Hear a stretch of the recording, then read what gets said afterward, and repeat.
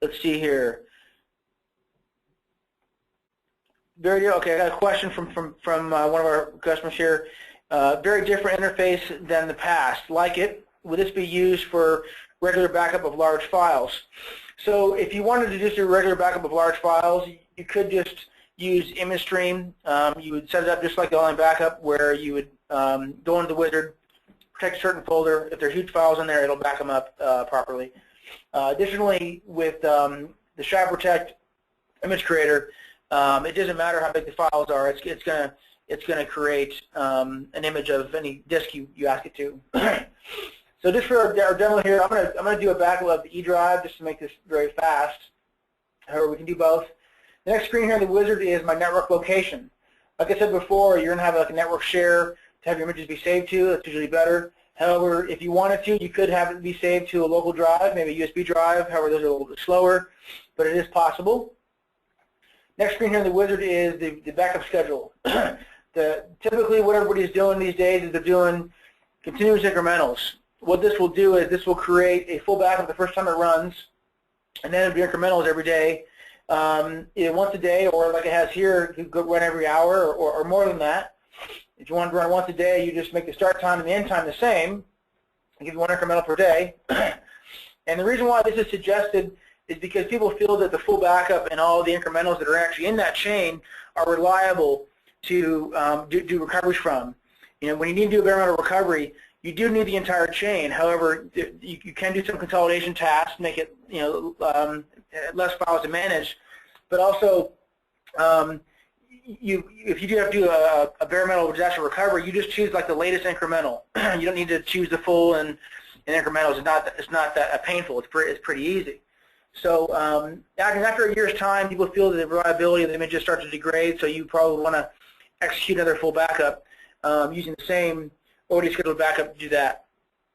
And also the reason why people select this method is because they don't want to upload a lot of full backups to the cloud with us, taking up lots of storage space. So that's why we recommend this as well. You are able to purge or delete any files you have up in the cloud, images or Word documents, whatever it may be. However, if you're looking to do that, make sure that you don't break the chain or you actually initiate another full backup. And I say that because another method here, like monthly or weekly, these create a lot more full backups, which the images are a lot bigger, which means you have to transfer them. If you were to do monthly, you could choose a full backup maybe once on the 1st or maybe on the 15th, and then one incremental per day. And if you have image stream scheduled to back up the folder storing the images, it's going to make sure they get backed up, and it's going to store up a lot of data. You just want to make sure you monitor that. That's also where we recommend continuous incrementals. That's the most popular method there. Okay, so next screen here in the wizard is the options screen. It shows the compression method is standard. That's going to give you about 50% of the use space that you're backing up. So the image that you're creating of a disk, it's going to be the same size as the use space on the disk on none, standard about 50%, and high compression we've seen between 60 and 80% compression on those images. So they can get quite small for your full and your incrementals. So you're not worried about using too much storage space. In regard to that, using storage space, if the customer is interested in the option of doing bare metal backup images locally, which is huge value, but then also uploading them to the cloud, it's possible that there might be a small investment there, and they need to be aware of that and choose, hey, do you want an extra copy of your images off-site? If so, keep in mind that you might need a slightly larger online backup account to accommodate that. Some people will do a image-based backup locally, and then they'll use our standard folder and file backup software to back up those files up online. And some will do a combination of both. And typically the scenario there is where you offer your customer maybe 3 options with different prices attached to those. All right, so additionally here you have the enter password, to enter another password on the images. If you want to give them more security, that'd be more for local security because we are going to encrypt those files when we upload them. And once you have that enabled, you can click on the advanced button, go to encryption tab, and you can choose your encryption algorithm. There's RC4 and AES. Now, the more advanced options is the commands tab. We could import a script that you want to use to do different things before the snapshot or after or post backup. On the image tab here, there's other things to take advantage of. See here we have the enable self-healing incremental recovery. Now, as you guys know, all backup programs sometimes have some issues. SharpTech isn't really one of those that has any issues, but if there were to be a problem where it wasn't able to take an incremental backup image, what it'll do is the next time the backup runs, it's going to force a differential to run instead, which is a little bit more powerful. And then part of the self-healing incremental recovery is a differential image.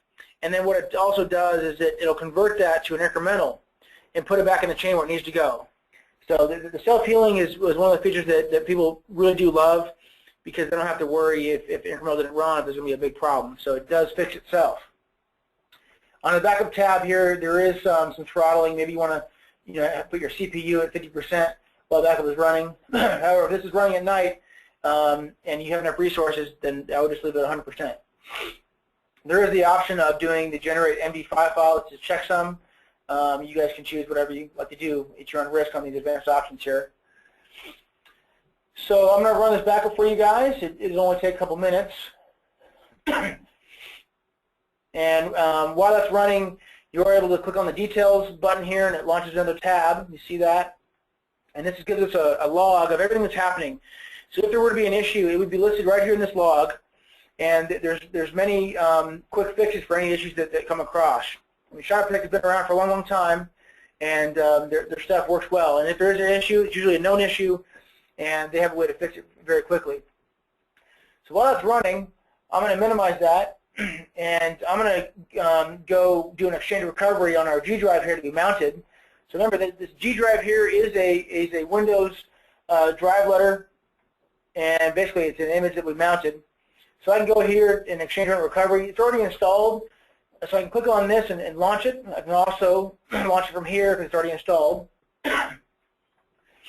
And then you'll see we have this here. It is powered by Curl OnTrack, as you can see. They're the best in the business at exchange recovery. And up here, I can, I don't have to recover to a live exchange server at the moment, but I can if I want to. But just to start off with, here's that exchange G drive. It's an image that we mounted. And I'm going to go into the mailbox folder, database folder here, and the EDB.